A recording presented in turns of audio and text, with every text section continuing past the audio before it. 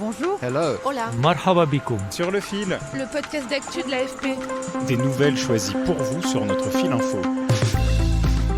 Aujourd'hui, le vélo est en pleine ascension en France. En 2022, le vélo-taf, la pratique du vélo pour aller travailler, a augmenté de 15% et plus d'un ménage sur deux en est équipé d'au moins un.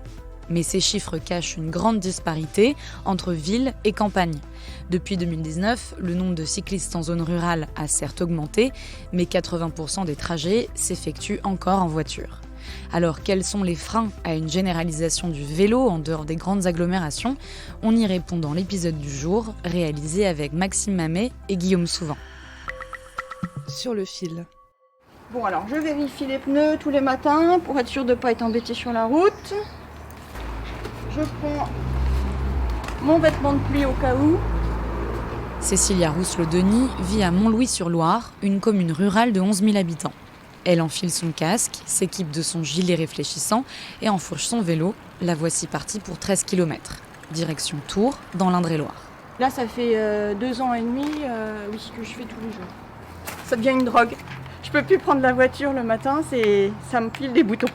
Je suis énervée quand j'arrive au travail, avec tous les embouteillages, les gens de mauvaise humeur. Là, je suis tranquille. Je vois les gens plutôt souriants à vélo, et ça c'est plutôt sympa. Comme un quart des cyclistes, elle s'y est mise depuis l'épidémie de Covid.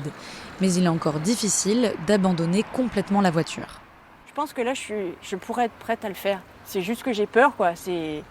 On a tous des habitudes à prendre et puis des peurs à enlever. Bon, celle-là, c'est que je me dis toujours, ah bah oui, mais si, j'en avais besoin. Donc, à mon avis, je pense qu'il n'y a rien qui m'empêche réellement de lâcher ma voiture.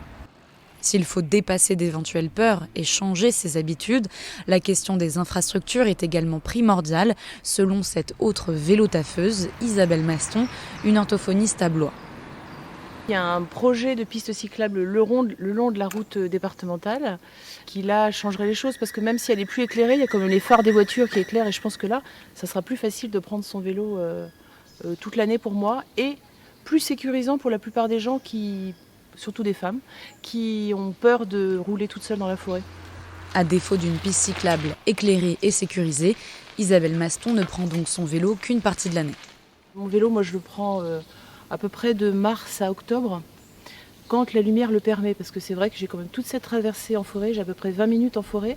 Alors, sur cette partie-là, ça va encore, mais sur le chemin blanc, là, c'est quand même un peu scabreux, et donc je ne peux pas prendre mon vélo l'hiver, parce qu'il fait trop nuit, je pars trop tôt et je rentre trop tard. La sécurité est le principal frein à une généralisation du vélo en zone rurale. Olivier Schneider est le président de la Fédération des usagers de la bicyclette. Il milite notamment pour un aménagement de pistes cyclables séparées des véhicules motorisés et quand ça n'est pas possible, une limitation de la vitesse des voitures. Alors que le vélo est peut-être le seul moyen de transport durable qui soit à la fois accessible niveau prix, à la fois facile à mettre en place rapidement, là où on sait que des transports en commun, ça dépend du nombre d'habitants, ça met des années, ça coûte des millions d'euros. Et en fait, les gens, tout simplement par crainte de la cohabitation avec les voitures et le transport lourd, n'osent pas le faire. Faire du vélo à la campagne est en effet plus dangereux qu'en ville. En 2022, 245 cyclistes sont décédés sur les routes de France métropolitaine. La majorité d'entre eux a péri hors agglomération. Je vous donne un autre chiffre significatif. La hausse des décès en zone rurale est de 44% depuis 2019, alors que la pratique cycliste n'y a augmenté que de 18%. On estime qu'il y a en tout 50 000 km de pistes cyclables en France. On estime qu'il en faudrait 100 000, donc il faudrait les doubler pour avoir un réseau qui commence à fonctionner. Pour rappel, il y a plus d'1 million de kilomètres de route en France. Donc même si on avait 100 000 kilomètres de pistes cyclables, ça ne ferait que 10% du total des routes. Et donc, ce qui va être essentiel, c'est de choisir les bons 10%, parce qu'on ne pourra pas économiquement, rapidement doubler le million de kilomètres de route d'1 million de kilomètres de pistes cyclables. Doubler le nombre de pistes cyclables existants, c'est justement l'objectif du plan Vélo et Marche présenté par la Première ministre Elisabeth Borne en mai dernier. Le gouvernement veut y consacrer 1,5 milliard d'euros, non seulement pour aménager des pistes, mais aussi pour créer une culture vélo, avec notamment un enseignement systématisé dès l'école. Pour Olivier Schneider, les entreprises ont aussi un rôle à jouer. Les employeurs font partie de ce qu'on appelle les prescripteurs de mobilité. Ils peuvent avoir un très grand rôle dans le fait d'inciter de prendre le transport en commun parce qu'ils vont rembourser 50 ou 75% du transport en commun. Et évidemment, sur le vélo, c'est pareil.